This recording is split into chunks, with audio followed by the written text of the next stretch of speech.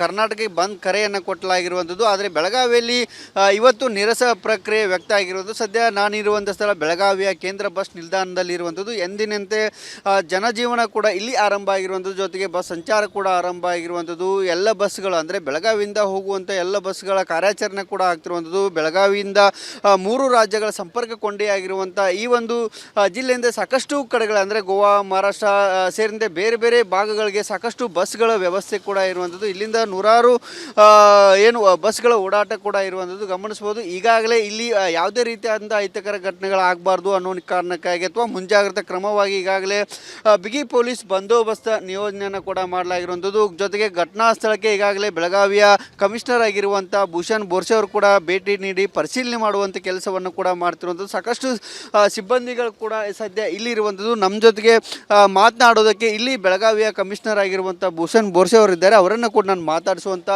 ಪ್ರಯತ್ನವನ್ನು ಮಾಡ್ತೀನಿ. ಸರ್, ಯಾವ್ಯಾವ ಸಂಘಟನೆಗಳು ಪ್ರತಿಭಟನೆಗೆ ಅವಕಾಶ ಕೇಳಿದೆ? ವಾಜಿದ್ ಹಿರೋಕೊಡಿ ಅಂತ ರಕ್ಷಣಾ ವೇದಿಕೆದು ಅಧ್ಯಕ್ಷ ಇದ್ದಾರೆ ಅವರು, ಮತ್ತು ಕೆಲವು ರೈತ ಮುಖಂಡರು ಭೇಟಿ ಮಾಡಿದ್ದಾರೆ. ಅವರು ಪ್ರತಿಭಟನೆಗೆ ಅವಕಾಶ ಮಾಡಿಕೊಡಿ ಅಂತ ಹೇಳಿದ್ದಾರೆ. ಪ್ರತಿಭಟನೆ ವಾಲಂಟ್ರಿಯಾಗಿ ಅವರು ಅಪೀಲ್ ಮಾಡಬಹುದು, ಬಟ್ ಫೋರ್ಸ್ಫುಲ್ಲಾಗಿ ಯಾರಿಗೆ ಅನುಮತಿ ಇಲ್ಲ. ಡೆಮೋಕ್ರಸಿನಲ್ಲಿ ಮಾತಾಡೋಕ್ಕೆ ಎಲ್ಲರಿಗೆ ರೈಟ್ ಇರುತ್ತೆ, ಮತ್ತು ಯಾವುದೇ ಅಹಿತಕರ ಘಟನೆ ಆಗಬಾರ್ದು ಆ ದಿಕ್ಕಿನಲ್ಲಿ ಎಲ್ಲ ಸೀನಿಯರ್ ಆಫೀಸರ್ಸ್, ನಮ್ಮ ಎಲ್ಲ ಸಿಬ್ಬಂದಿ ಬೆಳಿಗ್ಗೆ 5 ಗಂಟೆಯಿಂದ ಎಲ್ಲ ಇಂಪಾರ್ಟೆಂಟ್ ಜಾಗೆಯಲ್ಲಿ ಪೆಟ್ರೋಲಿಂಗ್ ಮಾಡ್ತಾ ಇದ್ದಾರೆ.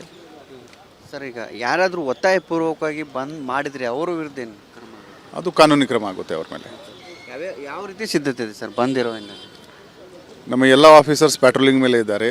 ಇಂಪಾರ್ಟೆಂಟ್ ಸ್ಟ್ರಾಟಜಿಕ್ ಪಾಯಿಂಟ್ಸಲ್ಲಿ ನಾವು ಪಿಕೆಟ್ ಹಾಕಿದ್ದೀವಿ, ಮತ್ತು ಎಲ್ಲ ಮುಖಂಡರ ಜೊತೆಗೆ ಚರ್ಚೆ ಕೂಡ ಮಾಡ್ತಾ ಇದ್ದೀವಿ. We are in touch with them, ಮತ್ತು ಎಲ್ಲ ಪೀಸ್ಫುಲ್ ಆಗಿ ಆಗುತ್ತೆ ಅದು ನೋಡ್ಕೋತೀವಿ ನಾವು. ಇಲ್ಲೇನು ಬೆಳಗಾವಿಯಲ್ಲಿ ಯಾವುದೇ ರೀತಿಯಾದ ಬಂದೇನೂ ಇಲ್ಲ?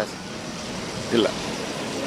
ಇದಿಷ್ಟು ಬೆಳಗಾವಿಯ ಕಮಿಷನರ್ ಆಗಿರುವಂಥ ಭೂಷಣ್ ಬೋರ್ಸೆ ಅವರು ಹೇಳ್ತಿರುವಂಥದ್ದು. ಯಾರಾದರೂ ಒತ್ತಾಯಪೂರ್ವಕವಾಗಿ ಬಂಧನ ಮಾಡಿದೆ ಆದರೆ ಅವರ ವಿರುದ್ಧ ನಾವು ಕಾನೂನು ಕ್ರಮಗಳನ್ನು ಕೈಗೊಳ್ತೇವೆ. ಯಾರಾದರೂ ಪ್ರತಿಭಟನೆ ಮಾಡೋದಿದ್ದರೆ ಮಾಡ್ಬೋದು, ಆದರೆ ಒತ್ತಾಯಪೂರ್ವಕವಾಗಿ ಯಾವುದೇ ಕಾರಣಕ್ಕೂ ಮಾಡಬಾರ್ದು ಅನ್ನೋ ನಿಟ್ಟಿನಲ್ಲಿ ಎಚ್ಚರಿಕೆ ಸಂದೇಶವನ್ನು ಕೂಡ ಈಗ ಕೊಡ್ತಾ ಇರುವಂಥದ್ದು.